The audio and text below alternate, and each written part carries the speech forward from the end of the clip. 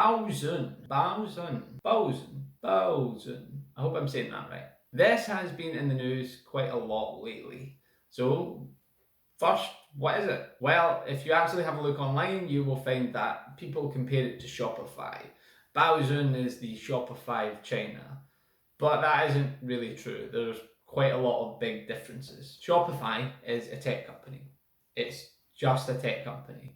It provides an easy service for people and companies to build websites that they can sell their products on. It specializes in something called software as a service, but I'm not going too deep into that. Baozun, on the other hand, is a complete, what's known as end-to-end service. It manages the IT, distribution, warehousing for companies looking to sell products in China. So from an investment point of view, Shopify is lightweight, Baozun is not. Thousands of staff, massive overhead, and it's limited by physical infrastructure. Hence the massive difference in price. Shopify is trading at a stock price of over $1,000 right now in January of 2021.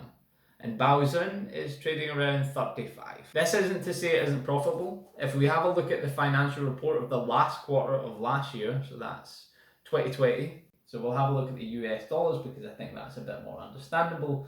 Their total net revenue was $269.4 million. So bear in mind this is in thousands. If we go down, we can actually see their net income after all the expenses and costs came to be around 9.5 million, which for a company that has a market cap of almost 2.6 billion isn't actually that great. Now bear in mind this is just one quarter. They could have done better in other quarters. I was just kind of keeping it the most recent. So you can't really make a fair comparison between Shopify and Baozun. They are very different companies. Shopify is a tech company, which means it is very small and lightweight, which is also why it can be highly profitable because it can scale very quickly. Baozun isn't. Baozun is limited by its physical infrastructure because it may be able to create more online and IT infrastructure very quickly, but warehousing and distribution is something that it will always be limited by. Now, I'm not saying it doesn't have its advantages. It does offer businesses access to the Chinese market. They can sell their products and their complete service without having to know every aspect of the Chinese distribution chain.